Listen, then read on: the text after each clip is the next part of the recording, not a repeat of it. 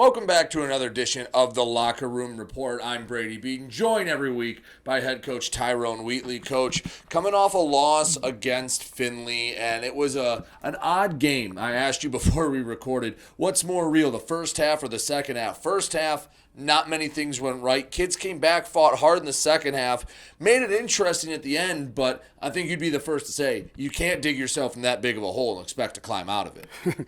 Right. So we call it the avalanche, right? You can't expect to get buried by an avalanche, dig your way out, and then run up the mountain. You're exhausted by that point.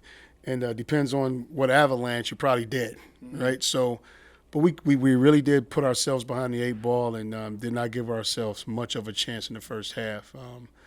But it just shows the capability of this team, the fight, the grit, and just understanding that they can play with anyone if they just give themselves a chance to. When you looked at the film, what did you do right in the second half that you didn't do in the first half? What was the difference between I'm assuming there's a lot of differences there. I came in the locker room and all I told them was, it's nothing more that I can say to you. I just demanded 28 points from the offense. I said, you owe me 28 points. And the defense, I said, you got to stop them. And I said, that's the most of it. And they changed it, they changed it. And I think that's the scariest part about it is we always talk about the mind over matter, and if you can believe it, you can achieve it, all the other corny, statements that you can make. But they decided amongst them. I told them, I said, hey, listen, I'm going to go talk to the coaches. I'm going to leave you guys in here. You get together and you figure this thing out. And they did. They absolutely did. But I think right now, for me, that's the hardest part because they're a super group, man. And I love these guys. They play with everything, but they just kind of get a deer in the headlights look sometime, and they just freeze on me. How do you get them to not have that deer in the headlights look? Is it just, hey, you have to get more reps, you have to get used to the bright lights? Is it get the right guys in here? As a coach, how do you try to fix that and say, all right, you're used to it, you got hit by the car, now get back up and fight? No, you don't need to get hit by the car, just get up and fight from Jump Street. Well, you know what? We have incredible practices. The guys come out with the momentum in practice. You put them in we practice situational football. I probably think more than just about anybody in the world. So you put them in these situations all the time. To answer that question, what do I need to do more of? If I had the answer to that, man, I'll be doing TED Talks and making money doing those things. But on a serious note, I think it's just they have to believe in themselves. And a lot of it is we still have some young men on the team from the past. And soon as one bad thing, we go out and we score. Mm-hmm. It may not have been a touchdown, but we score. Last 2 games. We score we kick a field goal. We come out, we go, and then, Justin Cox goes down. But they all have this, whoa, here we go again syndrome about them. And I just think, and I hate to say it, but sometimes you either have to get that whoa syndrome out of it or, like you say, coach it out of them. And that's what I'm working on a little bit of both right now.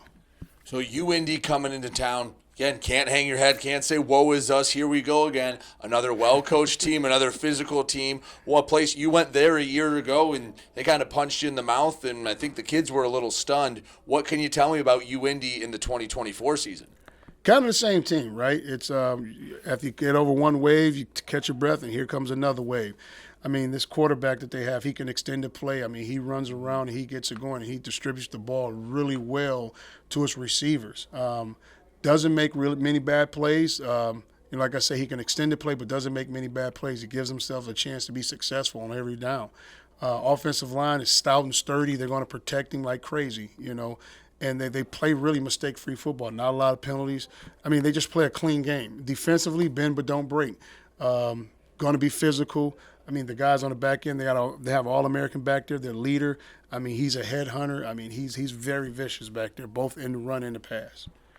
Playing this game at night, first night game here at home, what's the difference between preparing for a game that kicks off at noon or one that kicks off in the later window? I know there's a lot more waiting around. Is there any difference in the preparation for that? No, it's not really. Like you said, the only difference is there's a longer, wait time until game time. And you can fill those things up with things to do to keep the guys, minds occupied, but also want to keep them off their legs to keep them fresh. But in terms of preparation, you don't make any bones about it, because now you don't want them thinking about making a big adjustment, right? So there is no adjustment. You just play. Coach, final question. Keys to a Warrior victory and knocking off UIndy here at Tom Adams Field. Well, we did a great job of reducing penalties last week. We had the one turnover. But I always say this, defensively, we have to keep them in second and long. If they're in second and long, we have to keep them in second and long, which now keeps it third and long where they can't convert on third down. So we keep them out of conversion to third down, get them off the field and down the ball, which we did better in the second half. Offensively, we have to put drives together. Last week they had 72 offensive plays to our 56 offensive plays. We have to continue to put drives together and stay out of second and long and get into third and short and convert on third down. Coach, I appreciate it. Good luck against the Greyhounds. I appreciate it. Thank you. He's head coach Tyrone Wheatley. I'm Brady Beedon, and you're listening to Warrior Football right here on WDTK, The Patriot.